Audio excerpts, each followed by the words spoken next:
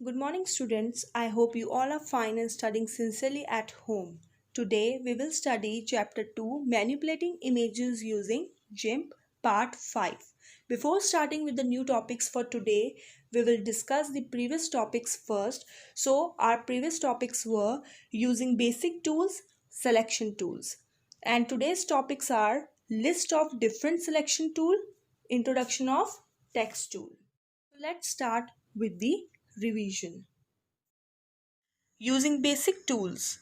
In GIMP, there are various tools available to perform basic tasks quickly. GIMP के अंदर हमारे पास various tools होते हैं जो किसी भी टास्क को जल्दी परफॉर्म करने के काम आते हैं. You can use these tools from the tools menu. आप इन टूल्स को टूल्स मेन्यू से यूज़ कर सकते हैं that we find on image window. To quickly access the tools को जल्दी से एक्सेस करने के लिए you can use the toolbox window. You can customize the set of tools in the toolbox tool options window. आप किसी भी tools के set को customize करके use कर सकते हैं toolbox tool option window. When you select a tool to perform a task, जब आप किसी टूल को सेलेक्ट करते हैं कोई टास्क को परफॉर्म करने के लिए, the tool options for the selected tool appears in the tool box. तो सेलेक्टेड टूल के लिए जो टूल ऑप्शंस होते हैं वो अपीयर करते हैं टूल बॉक्स में within the tool options dialogue के साथ. So let us discuss some of the basic tools in GIMP. So the first tool we are going to discuss is this is the first type of tool that we have, that is selection tools. You can use various selection tools to select the required area or layers of the image and perform different tasks. इसके अंदर आप various तरीके के selection tools को use कर सकते हैं किसी भी इमेज के एरिया को या लेयर को सेलेक्ट करने के लिए और आप उन पे डिफरेंट तरह के टास्क परफॉर्म कर सकते हैं. This allows you to work only with the selected region in an image or layer without affecting the unselected region. Image या किसी भी लेयर के पर्टिकुलर एरिया या रीजन को ही आप सेलेक्ट करके उस पर काम कर सकते हैं. जो एरिया आप सेलेक्ट नहीं करते हैं उस पर कोई अफेक्ट नहीं पड़ेगा. This will only work with the selected region in an image और layer. So these are the steps to activate the required selection tool. Selection tool को use करने के लिए हमें उसे activate करना पड़ता है. So these are the steps. Open the required image in GIMP. सबसे पहले आप GIMP में वो image को open करेंगे जिस पे आपको work करना है. On the image window, click the tools menu. Image window पे जाके आप tools menu पे click करेंगे. From the drop down list, point to the selection tools option. आप ड्रॉप डाउन लिस्ट ओपन करेंगे उसमें आप पॉइंट करेंगे जो भी आपके पास सिलेक्शन टूल्स के ऑप्शंस होंगे. From the list select the required tool. जो भी टूल आपको सही लगे आप उसे सेलेक्ट करेंगे. The tool options appear in the tool options dialogue box. Tool option आपको मिलेगा टूल ऑप्शंस डायलॉग में. To select the required area, click and drag the mouse pointer across the required area. जिस भी image का जो भी area आपको select करना है आप वहाँ पे क्लिक करेंगे, ड्रैग करेंगे माउस पॉइंटर को उस एरिया पे और वो एरिया सेलेक्ट हो जाएगा. The required area gets selected. So these were the steps to activate the required selection tool. Today's topic is list of different selection tool. First tool is rectangle select tool. This tool allows you to select a rectangular area in an image. ये tool हमारी help करता है rectangular area select करने में image का. This tool also help to add a rectangle on an image. Image के ऊपर rectangle add करने में भी हेल्प करता है. Let's check an image. ये एक इमेज है.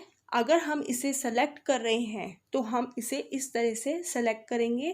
इमेज के ऊपर ऐसा डॉटेड लाइंस वाला रेक्टेंगल शो होगा.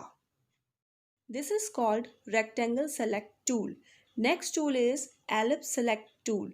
This tool allows you to select a circular और elliptical area in an image. ये टूल हमारी हेल्प करता है सर्कुलर और एलिप्टिकल एरिया को सेलेक्ट करने में किसी भी इमेज का.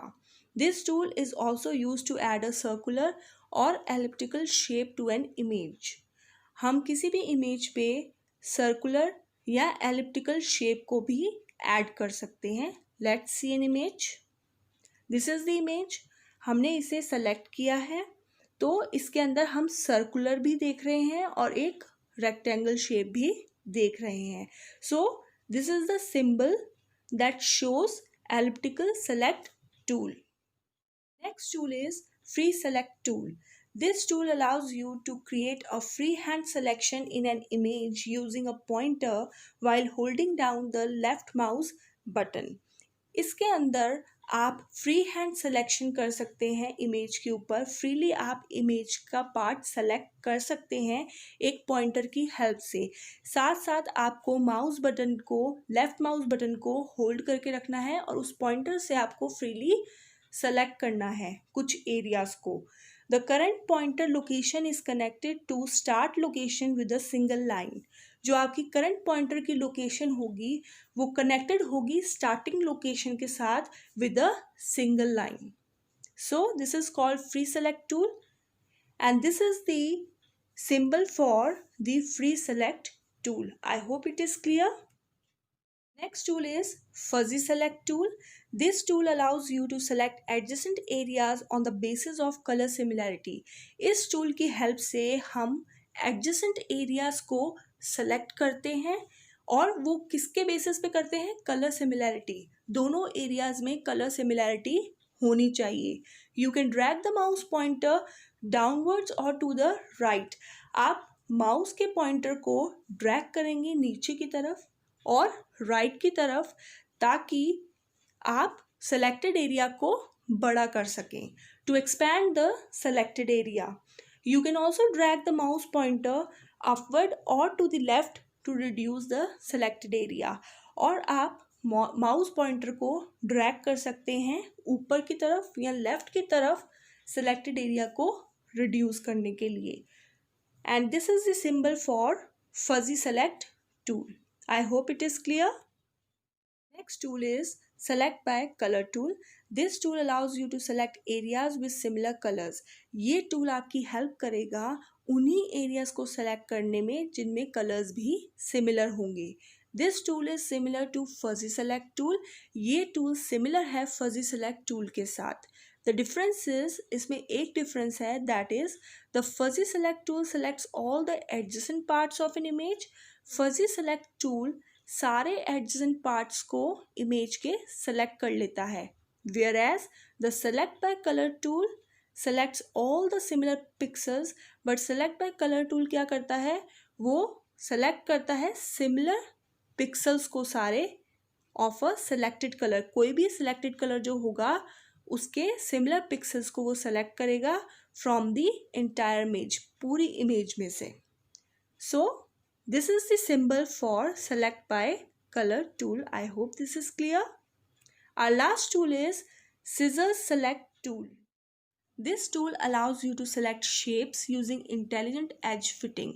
ये टूल हमारी हेल्प करता है शेप्स को सेलेक्ट करने के लिए by using intelligent edge fitting. इसके लिए हम एज फिटिंग यूज़ करते हैं. The area in an image is selected using control points. जो भी इमेज का एरिया हमें सेलेक्ट करना है उसके लिए हम कंट्रोल पॉइंट्स का यूज़ करते हैं. A new control point is connected to the last control point. जो न्यू कंट्रोल पॉइंट होगा वो लास्ट कंट्रोल पॉइंट के साथ कनेक्टेड होगा बाय अ कर्व्ड लाइन, एक कर्व्ड लाइन के through. That follows edges in the image. जो भी इमेज होगी उसकी एजेस को वो कर्व्ड लाइन फॉलो करेगी. Once you are finish selecting the required area, एक बार आपने उस रिक्वायर्ड एरिया को सेलेक्ट कर लिया, click anyway inside the curve. उस कर्व के अंदर आप कहीं भी क्लिक करेंगे the curve is converted to a selection. वो कर्व जो है सिलेक्शन में कन्वर्ट हो जाएगा कि आपने उस एरिया को सेलेक्ट कर लिया है. And this is the symbol for this tool. This is a symbol for the scissor select tool. Next we have the introduction of the text tool. It is just the introduction of the text tool. In GIMP, you can use the text tool to add text to your image in the form of a layer.